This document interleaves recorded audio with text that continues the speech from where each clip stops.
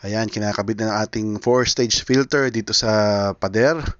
Ipipreso na ng maayos to. Yung motor ngayon, ito yung tangke. Yan, dadaksan na namin, ipakabit dito yung tangke. Ililipat from here to here.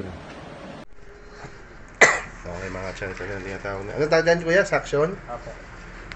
Papatubigan para umangat yung tubig. Pinatay, nag-zero yung yung pressure. Mga kachaw, tapos na.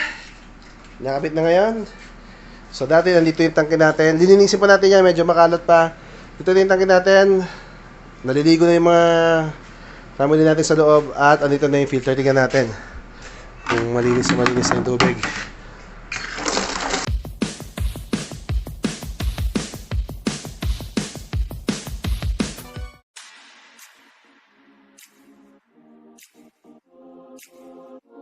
What is up mga kachaw? Another good day at papakita ko sa inyo yung transformation nung nagpakabit tayo ng 4-stage water filter at pinalipat yung tangke natin from here pagano doon para mas maluwag. Nakita nyo mas maluwag ngayon ang ating area.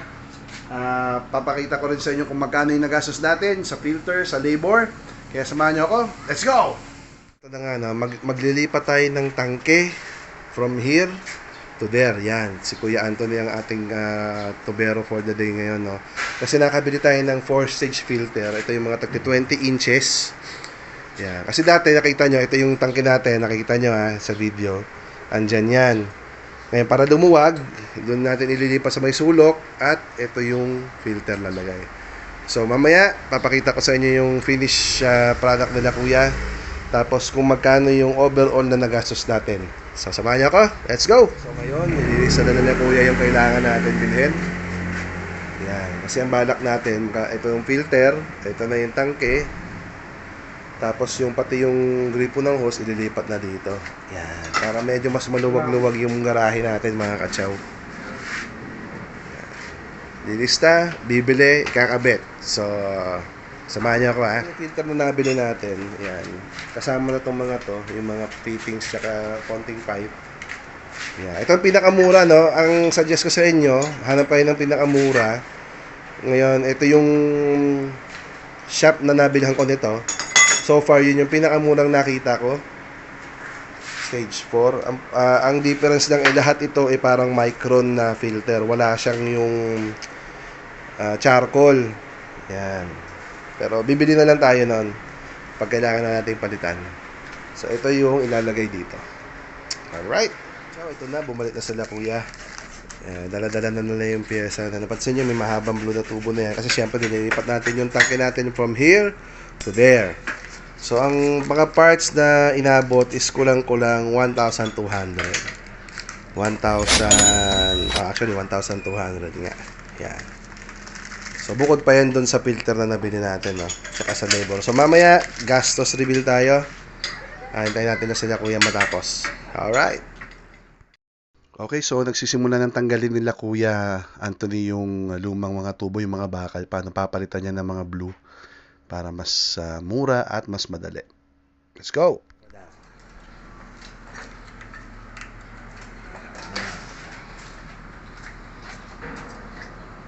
By the way, bumili nga pala tayo ng bagong valve dito kasi bulok na yung nakakabit dyan.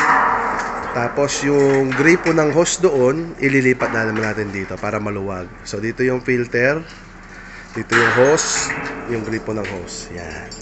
Tapos lalagyan na rin nila Kuya Anthony ng abang papunta ng dito para from Laguna. Kasi nagpakabit na rin pala tayo ng Laguna Water mga kachaw. Yan. So para may tayo, may option tayo.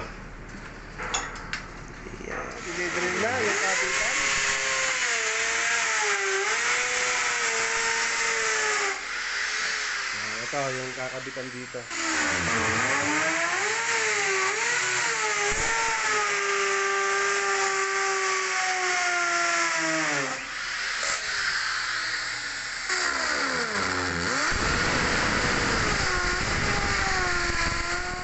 Okay, so after mabutas, ikakabit na muna nila yung 4-stage filter natin.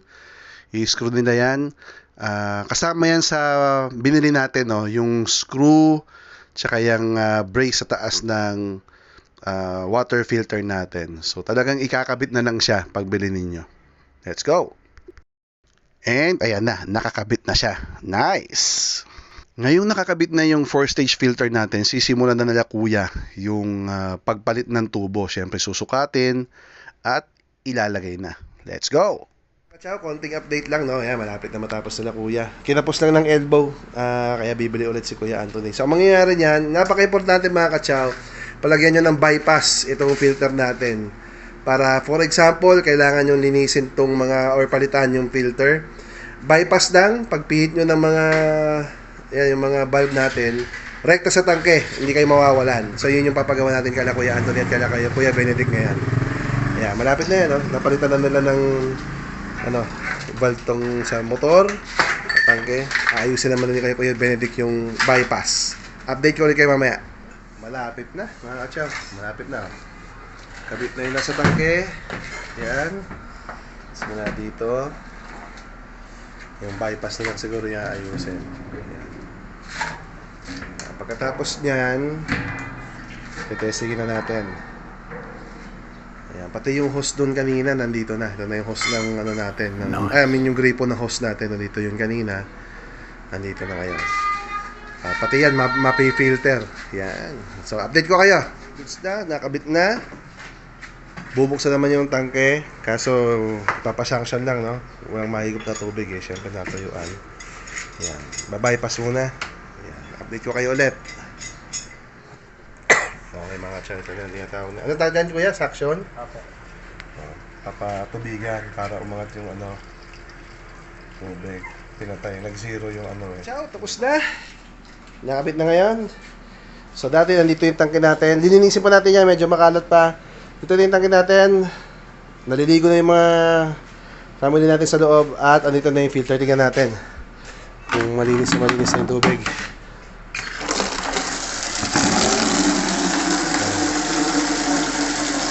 So,